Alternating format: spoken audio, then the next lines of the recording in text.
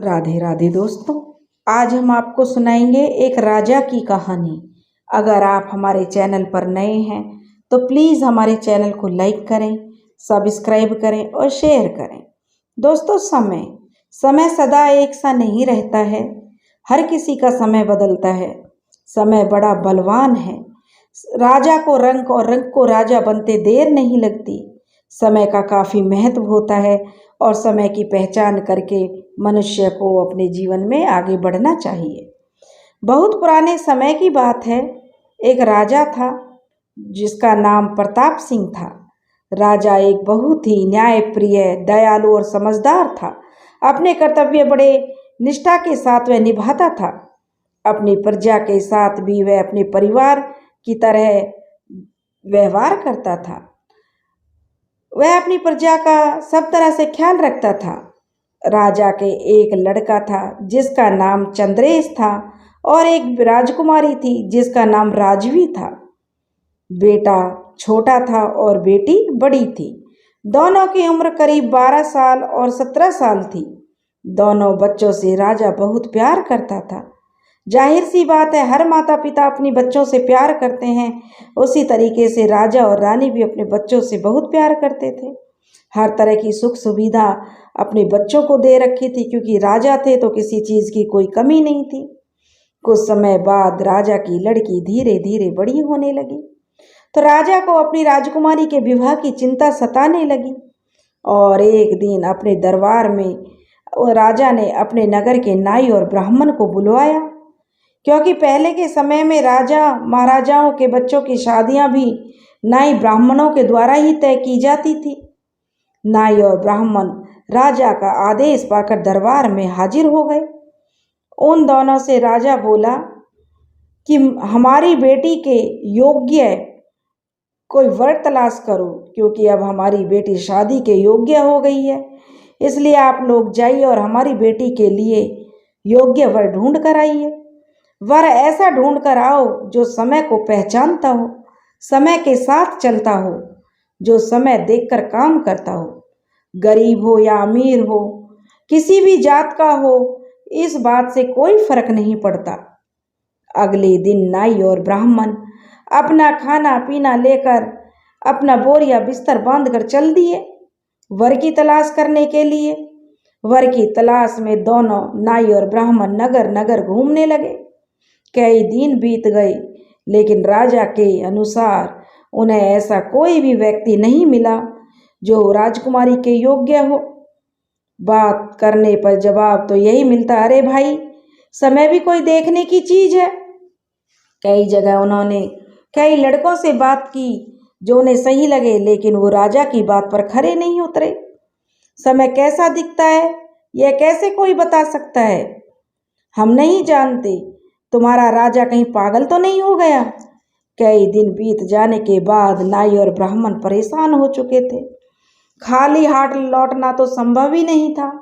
राजा के हुक्म की अवहेलना करना उनके काबू से बाहर था कि अगर वे खाली हाथ गए तो राजा ना जाने क्या दंड दे दे।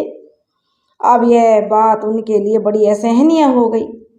अगले दिन नाई और ब्राह्मण फिर एक नगर में पहुंचे और उस नगर के चौराहे से गुजर रहे थे। नगर के किनारे पर एक मौची का लड़का, जो कि काफ़ी सुंदर था और शादी के योग्य भी था, जो जूते चप्पल सील रहा था। अचानक नाई और ब्राह्मण की नज़र लड़के पर गई और लड़के से अपनी समस्या का समाधान उन्हें नजर आने लगा कि यही लड़का सही हो सकता है। पास जाकर दोनों लड़के राजा की लड़की से शादी करने का उस मौची के सामने प्रस्ताव रखा। तो जो लड़का मौची बना हुआ था वह हैरानी से दोनों की तरफ देखने लगा और बोलने लगा, महोदय, श्रीमान जी, आप सुबह सुबह आपको मैं ही मिला हूँ मजाक करने के लिए। मैं समय का मारा हूँ। मेरे माता पिता अंधे हैं और मैं उनका एकमात्र सहारा हूँ। मैं अपना समय देखकर, यानी कि मैं अपना समय पहचान कर अपना कार्य कर रहा हूँ। मुझे मेरा काम करने दीजिए, जिससे मैं कुछ कमाई कर सकूं और अपने परिवार का पालन कर सकूं। आप सुबह सुबह मेरा मजाक मत उड़ाइए। इतना सुनते ही नाई और ब्राह्मण को अपनी आशा की ये किरण दिखाई दी, क्योंकि जिस सवाल को लेकर दोनों कई दिनों से परेशान घूम रहे थे, वह सवाल का जवाब इस लड़के ने दे दिया। दोनों ने लड़के से फिर पूछा, लड़के तुम्हारा नाम क्या है और तुम कैसे समय देखकर कार्य कर रहे हो? तो लड़का बोला कि मेरा नाम धर्मेश है, और रहा सवाल समय का, तो यह मेरे अतीत से जुड़ा हुआ है और मैं अतीत में जाना नहीं चाहता और तुम्हें कुछ अपने अतीत के बारे में बताना भी नहीं चाहता, और इससे तुम्हें मतलब नहीं होना चाहिए। इस पर नाई और ब्राह्मण बोले, अरे भाई, यही सवाल तो तुम्हारी शादी का आधार बन सकता है। धर्मेश कुछ देर सोचता रहा और उसने सोचा कि गरीब और अंधे माता पिता होने के कारण अपने घर बसाने का सपना तो वह दूर दूर तक नहीं देख सकता, क्योंकि वह बहुत गरीब भी है और अंधे माता पिता हैं। दूर दूर तक उसे अपने घर बसाने का जो नज़र ही नहीं आ रहा है कि उसका घर बस सके। कुछ सोचकर लड़का बोला, तो फिर ठीक है, लेकिन मैं अपने अतीत के बारे में तुम्हें नहीं बताना चाहता। मैं अपने अतीत में नहीं जाना चाहता हूँ। आपके लिए इतना ही काफ़ी है कि मैं समय को पहचान कर, यानी कि मैं समय को देखकर कार्य करता हूँ, लेकिन शादी की अनुमति मेरे माता पिता ही देंगे। अंधे माता पिता की रजामंदी लेने के लिए नाई और ब्राह्मण के लड़के के साथ कुछ समय के लिए लड़के ने अपनी दुकान बंद कर दी और उन दोनों को लेकर लड़का अपने घर पहुंच गया। घर पहुंचने पर लड़के के माता पिता का नाई और ब्राह्मण ने बड़े ही विनम्रता से प्रणाम किया और एक सवाल पूछा, श्रीमान जी, क्या राजा की बेटी हमारे यहाँ इस हाल में रह सकेगी? क्योंकि उसके माता पिता गरीब थे और अंधे थे। राजा की लड़की के लिए लड़का देखा जा रहा था, तो क्योंकि अंधे थे तो उन्हें उम्र का भी तजुर्बा था, तो उन्होंने यही सवाल नाई और ब्राह्मण से बड़े विनम्र भाव से कहा कि श्रीमान जी, राजकुमारी है, ऐशो आराम में पली है और हम लोग गरीब हैं, क्या वह हमारे घर में ढल पाएगी, हमारे घर की बहू बन पाएगी? तो नाई और ब्राह्मण बोले कि आप लोग चिंता न करें, महाराज खुद ऐसा चाहते हैं। तो वे दोनों बोले कि ठीक है, फिर अगर महाराज चाहते हैं तो ठीक है। माता पिता ने रजामंदी दे दी और उसके बाद नाई और ब्राह्मण खुशी खुशी नगर को अपने आ गए और अगली सुबह राजा के दरबार में उपस्थित होकर राजा को सारा हाल सुनाने लगे कि राजा साहब, रिश्ता पक्का हो गया है। रिश्ता पक्का करने का प्रस्ताव देते हुए राजा ने खुशी से प्रस्ताव को स्वीकार कर लिया और शादी की तैयारी शुरू करने के आदेश दे दिए। कुछ दिनों बाद शादी हो गई और राजा की बेटी राजवी, जो राजकुमारी थी, गरीब धर्मेश के घर पहुंच गई और परिवार में सभी के साथ बड़ी लगन से, बिना किसी आलस्य के, अपना कर्तव्य का पालन करते हुए अपने अंधे सास ससुर की सेवा करने लगी। वह अपने सास ससुर की सेवा में कोई कसर नहीं रखती थी। इधर धर्मेश काम पर जाता तो राजकुमारी धर्मेश के लिए सुबह सुबह नाश्ता बनाती और उसे लंच के लिए भी खाना देती, टिफिन बना कर देती। बाकी का समय वह अपने सास ससुर की सेवा में गुजार देती। शाम को जब धर्मेश लौटता तो राजकुमारी धर्मेश राजा और राजकुमारी जो राजवी थी, राजकुमारी थी, तो उसका पति भी उसकी गरिमा का ध्यान रखता था और वह ध्यान रखते हुए अपने काम के जो उसके औजार थे उन्हें वह कहीं बाहर अच्छा सा स्थान देखकर रखकर घर जाता था और सुबह जब घर से आता तो उन्हें लेता हुआ अपनी दुकान लगाने के लिए उसी चौराहे पर जाकर बैठ जाता था। यही उसका रोज का काम था। एक दिन राजकुमारी की सेवा से खुश होकर उसकी सास ने कहा, बेटी, तुम हमारी बड़ी लगन से सेवा करती हो, सारा दिन हमारी सेवा में गुजार देती हो। तुम एक राजकुमारी हो, बेटा काम पर चला जाता है तो तुम्हें कहीं घुमाने भी नहीं ले जाता, इसलिए बेटी तुम कम से कम हफ्ते में एक बार अकेले ही कहीं घूम आया करो। घर में तो तुम्हें भी भारी लगता होगा, तुम्हारा भी मन कहीं आने जाने को करता होगा। बेटा को तो काम से फुर्सत नहीं मिलती और हम अंधे हैं, तो बेटा तुझे लेकर हम कहाँ जाएंगे, इसलिए तुम खुद ही घूमने चली जाया करो, जिससे कि तुम्हारा मन भी बहल जाएगा और तुम्हें भी इधर उधर की जानकारी हो जाएगी। अपनी सास की यह बात सुनकर राजकुमारी ने खुशी से अपनी सहमति जता दी। और एक दिन रविवार का दिन था और राजकुमारी ने सोचा कि अकेले कहाँ जाऊंगी, रविवार का दिन है, चलो बाजार में ही चलती हूँ, आज रविवार है तो अच्छी चहल पहल मिलेगी, क्यों ना इस नगर के बाजार में घूम कर आऊं, जरा देखूं यहाँ का बाजार कैसा है। ऐसा सोचकर राजकुमारी बाजार के लिए निकल पड़ी। जब राजकुमारी बाजार के जिस रास्ते से जा रही थी, उसी रास्ते के बाजार के करीब चौराहे पर उसका पति जूते की दुकान लगाने का ठिकाना था, जहां उसका पति जूते सीलने का काम करता था, जो कि अपने स्थान पर दुकान लगाए हुए बैठा था और जूते सीलने का काम कर रहा था। राजकुमारी अब कुछ ही दूर से जो राजकुमारी की नज़र अपने पति पर पड़ गई, तो राजकुमारी एकदम से पीछे हटती हुई चौंक पड़ी कि मेरा पति यहाँ इस काम पर, क्योंकि पिता की तरफ से तो राजकुमारी को कुछ भी नहीं बताया गया था। वह तो इतना ही जानती थी कि मैं राजा की बेटी हूँ और राजकुमारी होने के नाते पिताजी ने मेरा किसी बड़े व्यापारी या कारोबारी या अपनी गरिमा के मुताबिक ही मेरा रिश्ता तय किया होगा। अब का यह देखकर तो उसके पैरों तले जमीन खिसक गई कि उसका पति एक मोची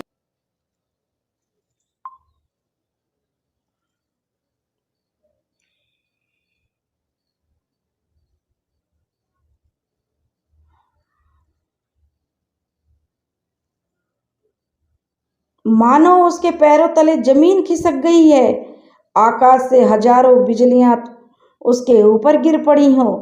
वहीं पर खड़ी होकर वह एकदम बुत जैसे बन गई, जैसे वह सदमे में चली गई हो।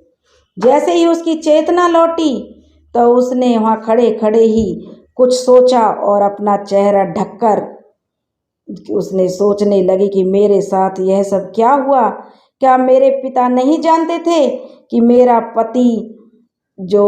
पति है वह एक मोची है, जिसको उसने जानना चाहिए था। जरूर मेरे पिता नहीं जानते होंगे, जरूर इन्होंने उनको यह नहीं बताया होगा, क्योंकि उनकी बात की अवहेलना करना किसी नाई और ब्राह्मण के बस की बात नहीं है।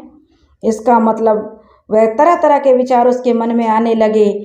फिर सोचने लगी कि नहीं, ब्राह्मण और नाई तो मेरे पिता से झूठ बोल ही नहीं सकते। अगर वह झूठ बोलते तो मेरे पिताजी उसे जरूर दंड देते। जरूर मेरे पिताजी ने जानबूझकर मेरा रिश्ता किया है, इसमें नाई और ब्राह्मण का कोई दोष नहीं है।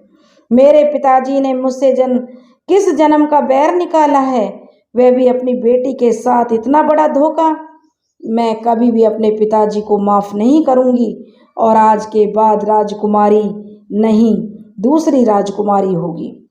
ऐसा निश्चय करके और वह घूंघट से अपना मुंह ढककर अपने पति की तरफ अपनी चप्पल तोड़कर चल दी और पास जाकर अपने पति के सामने चप्पल सीलने के लिए डाल देती है। उसका पति बिना आभास के उसकी चप्पल सील देता है और पैसे ले लेता है। राजकुमारी अपने पति को इस तरह देखकर कुंठा से भर जाती है और उसके अंदर अहम पनप जाता है। अहम के वशीभूत होकर सारी मर्यादाएं राजकुमारी भूल जाती है और अपने पति को चप्पल सिलाई के पैसे चुकाकर बाजार की ओर बढ़ जाती है।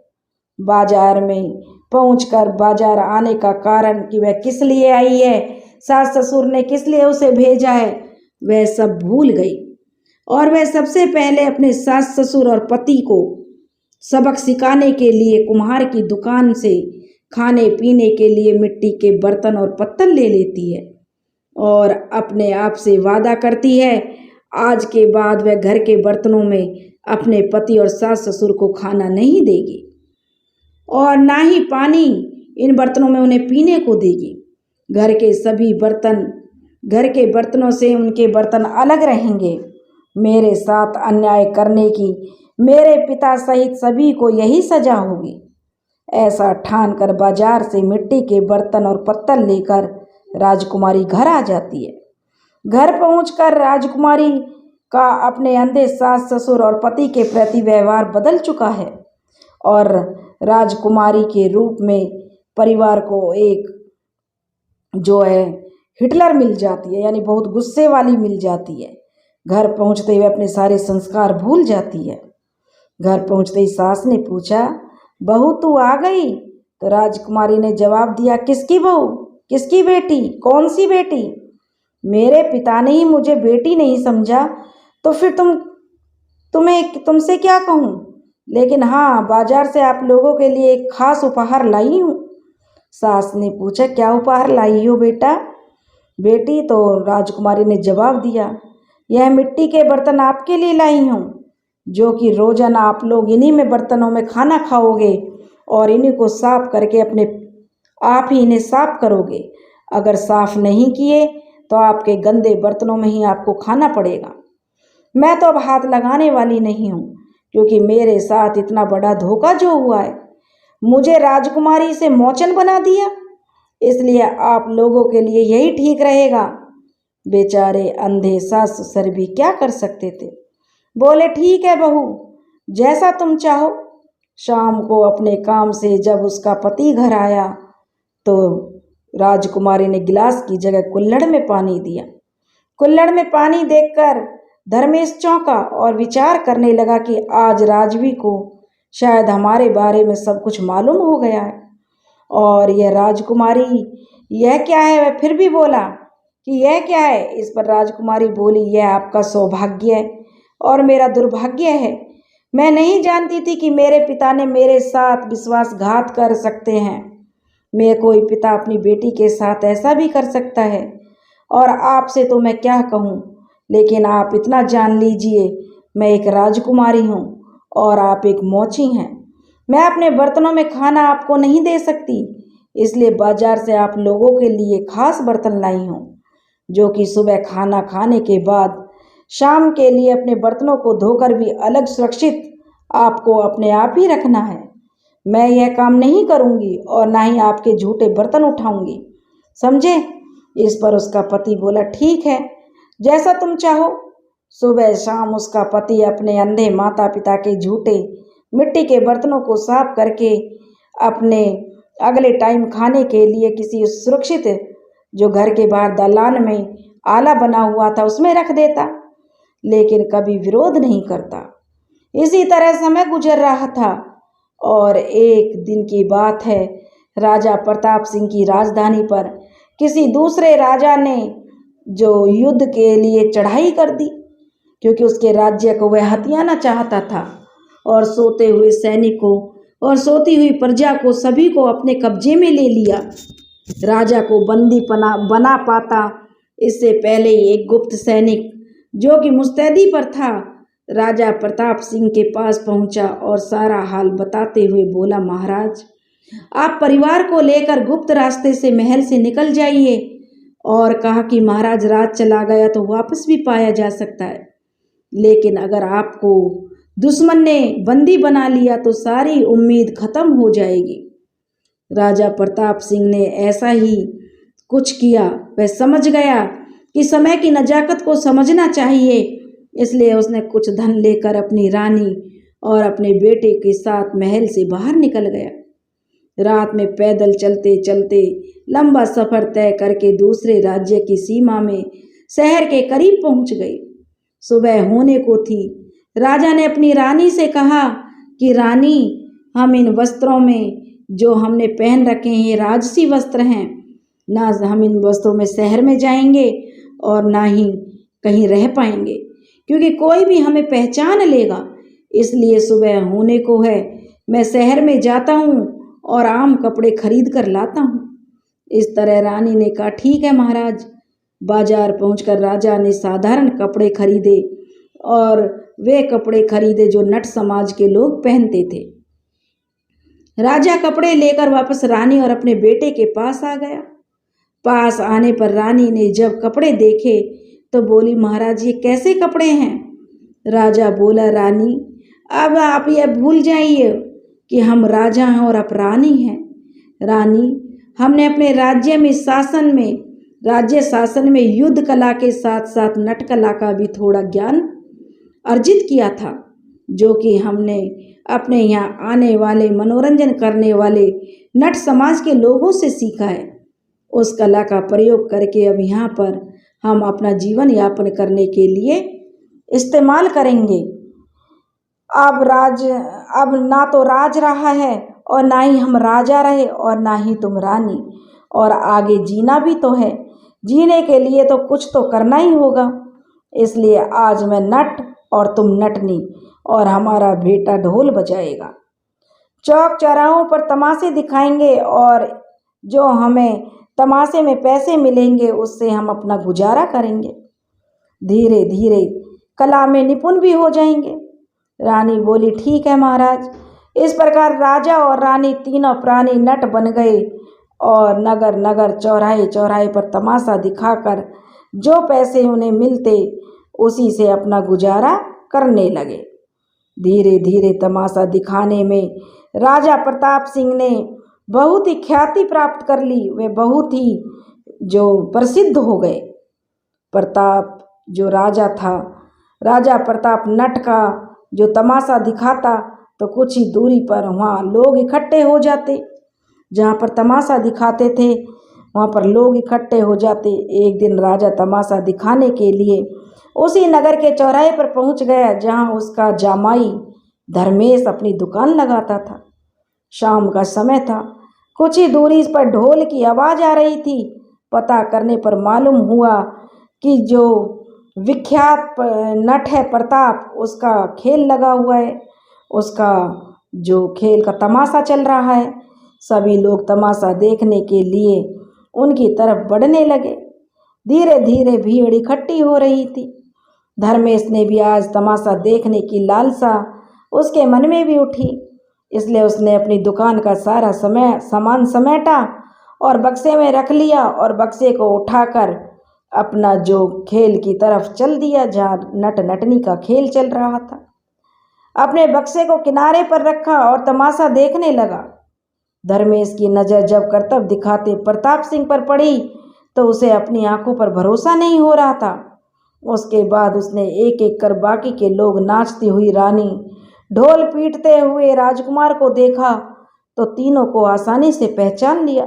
लेकिन उसे भरोसा नहीं हो पा रहा था कि वे लोग इस हाल में कैसे हैं।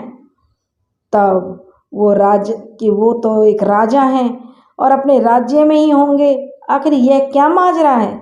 सारा हाल जानने के लिए वह तमाशा खत्म होने की प्रतीक्षा करने लगा। तमाशा समाप्त हुआ और सब लोग धीरे धीरे अपने अपने घर जाने लगे।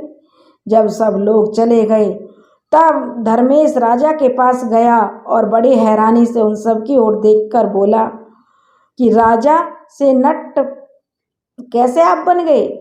राजा से नट बना प्रताप सिंह भी अपनी दामाद की ओर देखते हुए पहचान लेता है और उसके नज़रों द्वारा हो रही सवालों की बरसात को शांत करने के लिए प्रताप नट बोला, धर्मेश चौंको मत, यही सत्य है। अपने सास ससुर और साले की हालत पर मानो धर्मेश का कलेजा फटा जा रहा हो। उसका मन रोने को कर रहा था लेकिन रो नहीं पा रहा था। वह हाथ जोड़कर बोला, पिताजी बहुत दिन हो गए आप सभी को देखे हुए। अब आप मेरे साथ मेरे घर चलिए। मुझे आपसे बहुत सारी बातें करनी हैं और आपको यह सब करने की कोई ज़रूरत नहीं है। मैं इतना कमा लेता हूँ कि मैं आप सहित सभी का पेट भर सकूँ। मैं अपने परिवार के साथ साथ आप लोगों का भी पेट भर सकता हूँ। मैं आपको यह सब अब नहीं करने दूंगा। राजा प्रताप सिंह बोले, नहीं बेटे, मैंने भी जीना सीख लिया है, हमें कोई भी परेशानी नहीं है। आपसे तो मिल ही लिए हैं लेकिन बेटी से मिलना बाकी है, इसलिए हम आपके साथ जरूर चलेंगे। और राजा रानी और उनका राजकुमार तीनों प्राणी धर्मेश के साथ उसके घर के लिए चल दिए। घर पहुंचने पर अपने पति धर्मेश के साथ आए 3 लोगों को नट के भेष में देखकर राजकुमारी पहचान न सकी और धर्मेश से बोली, मैं पहले से ही बहुत परेशान हूँ और तुम तीन लोगों को और मेरी मुश्किल बढ़ाने के लिए ले आए। इस पर उसका भाई बोला, क्या अपने लोग मुश्किल लगते हैं? राजकुमारी ने कहा, कौन अपने लोग? ये नट अपने लोग कब से हो गए? इस पर उसका भाई बोला, उसके भाई से जो उसका जीजा था धर्मेश बोला कि इसकी बुद्धि पर तो पर्दा पड़ा ही था, क्या आंखों पर भी पर्दा डाल दिया है? राजकुमारी ने जब गौर से देखा तो नट बने माता पिता और भाई को देखा तो मानो शरीर बेजान हो गया हो, पैरों तले जमीन निकल गई हो। बारी बारी अपने भाई पिता और माता से लिपट लिपट कर रोने लगी। डांडस बंधाने के बाद राजकुमारी पिता से बोली, पिताजी, यह मैं क्या देख रही हूँ? आप राजा से रंग कैसे बन गए? यह सब क्या हो गया? पिता ने चुप कराते हुए सारा हाल सुना दिया और कहा, सारी रात रोती ही रहेगी या खाना भी खिलाएगी? तुम सबको देखकर भूख और बढ़ गई है। राजकुमारी ने झटपट खाना बनाया और खाना खिलाने के लिए सभी को इकट्ठा दलान में बैठा लिया। एक तरफ अपने माता पिता और भाई को बिठा लिया तो दूसरी तरफ अपने पति और उसके अंधे माता पिता को। राजकुमारी घर के अंदर गई और सभी के लिए बर्तन ले आई, क्योंकि माता पिता भाई के सामने अपने सास ससुर और पति को मिट्टी के बर्तनों में खाना कैसे दे सकती थी। यही सोचकर सभी के लिए अपने बर्तन ले आई और अपने माता पिता के सामने थाली लोटा लगा देने के बाद जैसे ही दूसरी तरफ बर्तन लगाने के लिए पलटी तो उसके पति ने उसे रोक दिया और कहा, रुको राजकुमारी, हमारे बर्तन हमारे पास हैं। इतना कहकर उसका पति अपने अंधे माता पिता और स्वयं के लिए मिट्टी के बर्तन खाने के बाद साफ करके जो दलान में रखे हुए थे उन्हें उठाकर अपने माता पिता और स्वयं के लिए लगा लिया और बोला, राजकुमारी, अब खाना ले आओ। जिन बर्तनों में हम रोज खाते हैं उन बर्तनों से ऐतराज कैसा? राजकुमारी खाना लेने अंदर चली गई। तभी राजा की नज़र अपने जमाई और उसके माता पिता पर पड़ी तो नज़र पड़ते ही राजा को उनका समय याद आ गया, क्योंकि राजा प्रताप ने अपनी किशोर अवस्था में उन्हें जब देखा था तब वे नगर के महाप्रतापी राजा थे। लेकिन धर्मेश की शादी में भी अंधे होने के कारण उसके माता पिता नहीं जा सके थे, इसलिए राजा प्रताप सिंह से नहीं मिल पाए थे। राजा प्रताप सिंह को अत्यंत खुशी हो रही थी कि मेरी बेटी आखिरकार राजघराने में ही ब्याही है। समय ने भले ही मोची बना दिया हो जैसे मुझे आज नट बना दिया है। इनसे खाना खाने के बाद बात करूंगा। प्रताप सिंह ने मन ही मन विचार किया।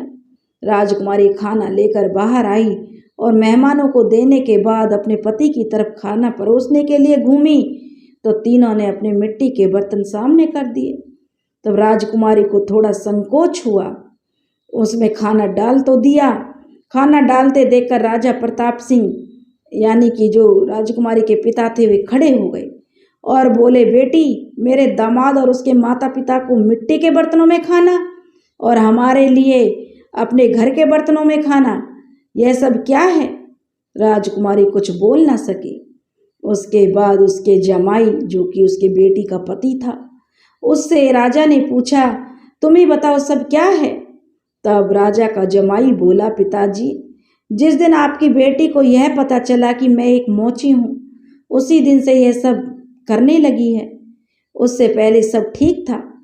इस पर राजा प्रताप सिंह बोले, अरे मेरी नादान बेटी, और अज्ञानता के कारण तू कितना बड़ा गुनाह कर रही है इसका तुझे अंदाजा भी है? राजकुमारी ने कहा, कैसी अज्ञानता पिताजी? तो राजकुमारी से उसके पिता ने कहा, सुनो बेटी, राजा प्रताप सिंह कहने लगे, धर्मेश के माता पिता के बारे में कितना जानती हो तुम सब? जब इनके लिए तुम्हारे दिमाग में इतना जो द्वेष भरा है तो कहीं ना कहीं हमारे लिए भी किसी कोने में गुस्सा तो होगा ही, इसलिए तुम्हारे दिमाग की गंदगी को आज हम निकाल कर ही रहेंगे बेटी। पहली बात तो यह है कि इन्हें तू जो मोची समझ रही है ये पैदाइशी मोची नहीं है।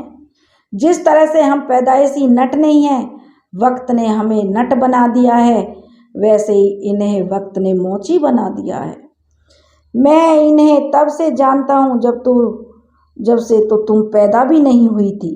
और दूसरी बात, तुम्हें याद होगा तुम्हारी शादी के लिए मैंने एक शर्त रखी थी। जो मेरी शर्त को पूरा करेगा उसी से मैं अपनी बेटी का विवाह करूँगा। क्योंकि मैं जानता था राजा रंक हो सकता है, धनपति कंगाल हो सकता है और व्यापारी भी रोड पर आ सकता है, लेकिन अपने समय को पहचान कर अपना कार्य करने वाला, अपने समय के साथ चलने वाला व्यक्ति हमेशा खुशहाल रहता है, आबाद रहता है। इसलिए बेटी, मैंने तेरे लिए धर्मेश जैसा जीवन साथी चुना, जो कि मेरी उम्मीदों पर 16 आने खरा उतरा। तू तो मेरा जिगर का टुकड़ा थी। जिस तरह आज हम मारे मारे अपने आप को तमाशा बनाते फिर रहे हैं, उसी तरह तेरे जीवन में कोई काला दिन ना आए। इसलिए तेरे भविष्य की चिंता करते हुए धर्मेश जैसा जमाई मैंने चुना था। और बेटी, मैंने तेरे लिए शर्त के मुताबिक एक मोची का ही बेटा ढूंढा था, लेकिन तेरी किस्मत का खेल निराला है। तो एक मोची के परिवार में नहीं बल्कि राजघराने में ही ब्याही है। बेटी, तुझे धर्मेश के काम से इतनी ठेस लगी है कि तूने इसके परिवार के लिए सारे परिवार के लिए मिट्टी के बर्तन ले आई। और हम इस वक्त अपना मान सम्मान, इज्जत, रुतबा चौराहे चौराहे पर नीलाम करते हुए घूम रहे हैं। तेरा भाई ढोल बजाता है, तेरी माँ नाचती है और मैं करतब दिखाता हूँ, तब जाकर अपना पेट पालते हैं। तो अब हमारा दर्जा इस मोची से कुछ नीचा ही होगा, ऊपर तो नहीं होगा। इनके लिए तुम मिट्टी के बर्तन ले आई, तो हमारे लिए तूने कुछ और सोचा होगा। कुछ तो सोचा है तो पूरा कर ले बेटी, हम तैयार हैं। इतना सुनते ही राजकुमारी की आंखों में पश्चाताप के आंसू बहने लगे। वह अपने सास ससुर के चरणों में गिर गई, अपने पति से बार बार माफ़ी मांगने लगी और सच्चे हृदय से राजकुमारी, जो अपने पति से, अपने सास ससुर से अपने किए की माफ़ी मांगने लगी। बहुत उसको पश्चाताप हो रहा था कि उसने बहुत बड़ी गलती की है। जिस घर में ब्याह कर आ गई, चाहे वह मोची है, चाहे वह राजा है, अब तो वह उनकी बहू है। यह सोचकर उसके सास ससुर ने भी उसे सच्चे हृदय से माफ़ कर दिया और उसके पति ने भी उसे माफ़ कर दिया। अब पति पत्नी और अपने अंधे सास ससुर के साथ राजकुमारी बड़े प्यार से रहने लगी। अब उनके दिन बड़े खुशी से गुजरने लगे। दोस्तों, अगर आपको हमारी कहानी पसंद आई हो तो प्लीज़ हमारे चैनल को लाइक ज़रूर करें, सब्सक्राइब और शेयर करना ना भूलें। राधे राधे।